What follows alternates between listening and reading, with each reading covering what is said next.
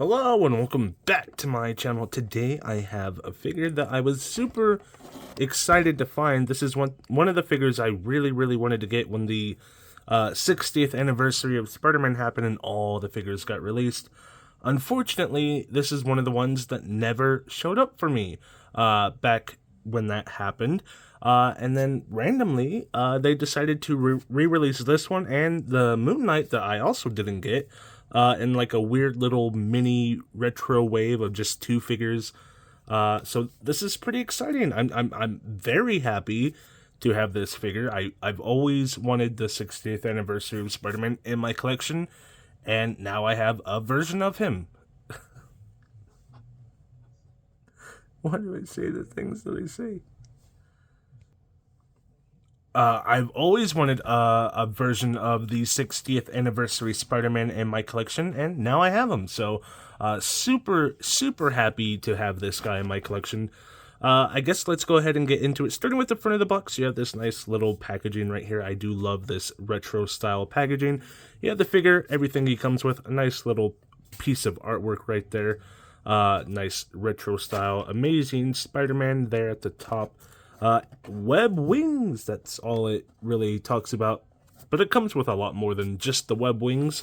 On the back of the box, you have the same image, just in a different context, I believe.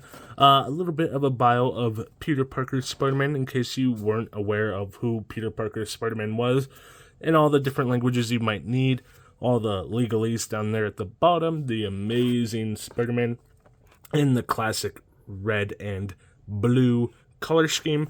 Now we can get back to the front of the box and we can go ahead and transition to the figure. Okay, so this is pretty much all you get. You do get a nice assortment of goodies here. Let's go ahead and set him aside real quick. Starting with the hands, we have quite a few sets of hands. You have these regular old wall crawling hands, left and right. Both look pretty good. Both are identical to any other Spider-Man set of hands that you might have. So if you're looking to pick this up just for the hands, I mean, you probably have the hands. So you have two of these nice web swinging hands, which is nice because these are actually hands I didn't have. I didn't have these kind of open-handed web swinging hands. So it's nice to have two of these in the collection for basically all my figures for photography. If I wanted my Spider-Man to be web swinging, I needed hands like that, so that's appreciated. We have two thwip hands right here. Both look fairly decent, obviously. The one issue I have, of course, is... where is it? The knuckles on the web swinging hands are weird. Do you guys see what I'm talking about? I mean, I guess technically that's correct, but like the knuckles seem super long here compared to here, so the lines seem super spaced out. Looking at it now, I mean, that's 1, 2, 3. That is 1, 2, 3. So technically that's correct spacing. It just looks super gapped out. So I guess maybe that's not an issue. It's just something I noticed. Here's the other thwipping hand, just so you guys can see it. Typical Spider-Man hands that you would find in every collection. The thing that's a little bit more unique to this figure and the figures that have released that are like this figure are the web wings. So you have two different sets. You have arms down, so I believe it would go something like that on either side. And then you have, like, when he's actually gliding, these more extended versions. So here's the thing. I can't seem to figure out how to get these on. So you have the arms up like this, and there's a little hole right here. The notch right there kind of plugs in like so. And let's see. That is very clearly the wrong arm. So let's do it on this one. Like so. And that also appears to be wrong. Does that look right? That looks very wrong. So then, yeah, it would have to go on this side, right? But which way? Does it go like... close to the body? I don't know, because that cuts in way too... Unless it has to be like that? That doesn't seem right. Yeah, no, that's way wrong. There's no way. Okay. Yeah, I can't figure out those. These ones I can figure out a little bit more easily. So let's see, for example, this one will go here, like so. And then when his arms are like closed, it just looks like his web wings have folded down. They've kind of crinkled, they creased. And it looks pretty good if you have your figure just standing in a pose. I might leave these ones on the figure just because they look so good when I actually toss it in the collection. Of course, this one I'm struggling to put on. Go in, please. Let me in, please. Come on. Just go in. There we go. And then set it down like so. Oh, of course. Let's get it back on, just so we can see what it looks like with both of them on. I'm like so close, and then I get so far away. There we go. There. It just... Okay. One more try, and if it doesn't stay on this time, I give up. Put it back on. There. It goes on easily enough. So if I just dangle the arms, like so, that looks fine. That looks good. It looks nice. It adds to the story here, to the character here. I appreciate those. These two, I just can't seem to figure out how it goes on. It's just not computing with my brain. I can't seem to figure out which way. I mean, I guess if I plugged it in, it looks like it would go there. So, right? Because it would curve towards the bot. No, it wouldn't, would it? It would have to curve like that. No, that just, everything about these looks wrong. So I don't know how often those will get used. And then we have the nice web line. So this is one, I'm aware of this web line. I know it's been around for a while. I know a lot of people are tired of this one. But it's the first time I've encountered this web line, so it's nice for me to pick it up. But if you are a more long-time collector, you probably have this by now. So not too exciting for those of you who do have it. But basically you have this handle here that you can kind of grab onto, and then you're swinging around. Or vice versa, if you really wanted to, he could grab onto this end too, and both ends look fine. If you just want to like dangle it somewhere, if you want to hook it on somewhere, or however you want to do it. If you want to just attach it to, like, if you want him to hold it and then it looks like he's flipping it out, there you go, just like that. It all works. It all looks good. It feels good. So yeah, that is that. Let's go and talk about the actual figure itself. What I like about this figure specifically is the head sculpt. I think the head sculpt looks absolutely wonderful. It has a couple of details here that I really appreciate. Starting with the lenses, I don't know if you can see, but they are kind of textured in a way where it looks like he's squinting. You can kind of see it's raised just a hair, and I really like the way it looks. It looks very much like a retro Spider-Man, because his eyes weren't always big. Back in the olden days, he squinted a lot, just like this. Nowadays, it's common for his eyes to be big and popular and bombastic, but back then, it was a lot more like this. At least the ones I looked at. Not that I read a whole lot of the older comics, but you know, as a kid growing up, I read a lot of encyclopedias on Marvel, so I witnessed a lot of these articles basically on this guy right here. So I saw a lot of the images of classic 60s era, 90s, or not 90s, 60s, 70s, 80s era of Spider-Man. So, you know, he always looked like this, and I appreciate having a figure with this head sculpt. And this is one that you can just pop onto any Spider-Man bodies that you have, and it'll look good across all of them. And that's what I love about these Spider-Man figures. The more you have, the more you can do. And I like that. So you have the nice big black spider on the chest. Everything is that nice, beautiful black across the board. You have black here, black there. One thing, I'll bring it up. I don't love the paint job on this figure. Normally, I don't nitpick too much about the paintwork. Even if it's bad, it never bothers me too much.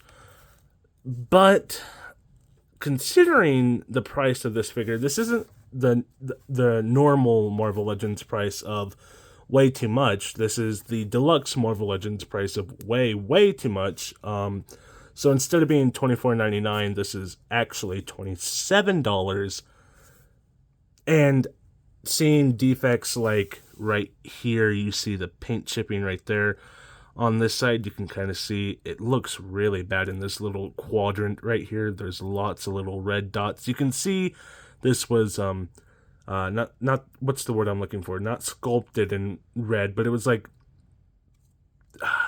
there's a term for it where the pieces are made in red, and then the paint goes on after. Right? I don't know what specifically that term is, but you can see red first, then they lay on a layer of black or whatever other color they might need, which makes sense. It logically, I see what they were doing there.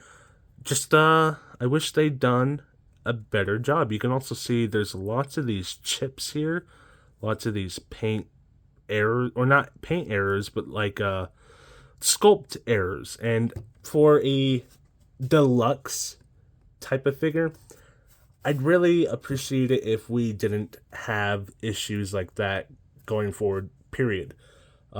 It's already costly to collect nowadays, to buy Marvel Legends, let alone these more expensive figures that are really just arbitrarily marked up in price for really no reason. Really, the only difference is they're like the old figures where they actually come with accessories. That's his only difference, is that he came with accessories.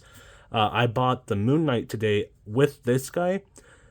This guy was more expensive. The only difference between the two is he came with accessories. Moon Knight came with accessories, just not nearly as many. That's it. That's the only difference. It's not like with like a Hulk where it's a bigger figure, or like a MODOK where it's a bigger figure, or even not even those, but like the Iron Spider, which also was a figure I did not agree on the price with. That at least came with arms and different like bits to add to the figure. It didn't come with a whole lot of accessories outside of the arms, but it came with stuff that like really set it apart from the regular Marvel Legends figures. So price-wise, it could be argued. Again, I don't agree with the price regardless, but it could be argued.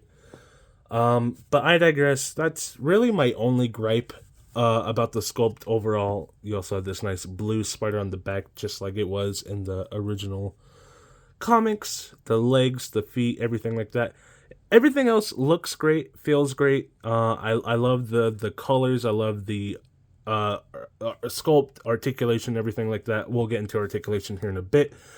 I just wanted to bring that up because this is a more expensive figure, and it is a shame. Even if it's a defect as minor as that, it's a defect that really shouldn't exist, period. Like, let's just be honest, shouldn't exist. But like I said, I digress. So let's go ahead and talk about articulation, because that is really why we buy these things, to pose them, make them look cool, make them look neat. So let's start with the head. The head is very nice. It can go up very, very high. It can go down also very low. Wiggles side to side just like that. Rotates all the way around just like that. Arms come up. I believe they come up higher than this, honestly. I just need to give it a fig bath, kind of break it loose a little bit more. You can see right there in the joint right here, it's a little loose. If I push on it too hard, and I really don't want this figure to break. I really would like to avoid that. So I'm not going to force it right now. Obviously, if you apply some heat to it, some water to it, it'll bust it loose. I know that. We all know that. If you're a collector, collecting, you should know that by now. But I just don't want to do that yet and then have to wait for it to dry and then talk about it. So I do believe it can go higher than that, but as of right now, that's where it's at, which this alone is fine.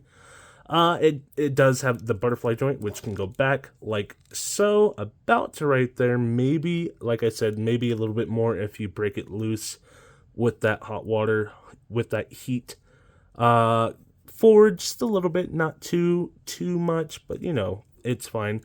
Rotate at the bicep all the way around. Double jointed pinless elbows comes up to, let's see, about right there. Maybe a little more if we can get both elbows to bend right there. That's pretty decent. Looks a little wonky, but it's good articulation.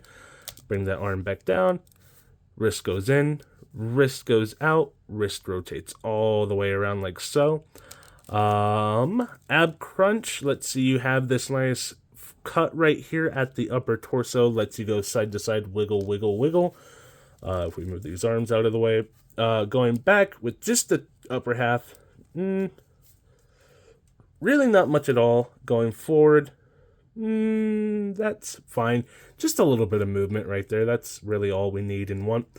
Lower cut, though, if you add everything together, you have pretty okay. Not quite what I was expecting, but that's just going backwards. Going forwards, that is a little bit closer to what I was wanting.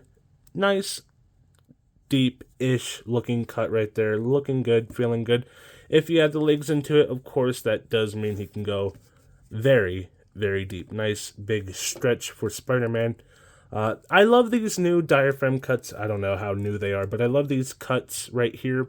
It doesn't add much, but the way it works, it adds a little. It adds, especially side to side right there, but also it just doesn't take away from anything. Like, it doesn't add too much, but it really doesn't take away from anything whatsoever in the sculpt.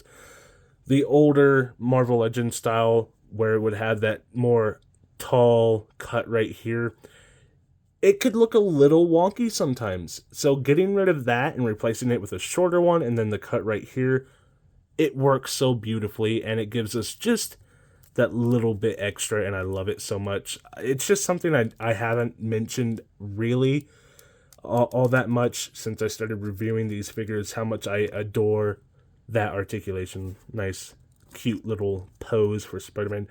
I was thinking, that's where my mind goes. I was thinking just like him in bed with his feet kicking up, just like thinking about Mary Jane or something, just happy. When really this was like a fighting pose.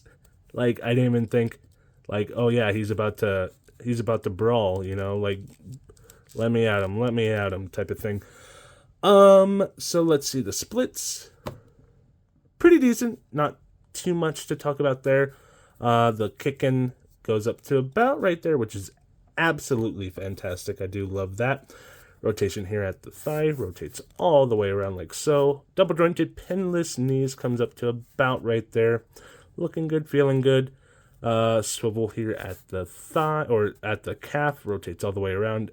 Ankle goes down, ankle goes up. And do we have a swivel? We do. Goes all the way around, if you force it to.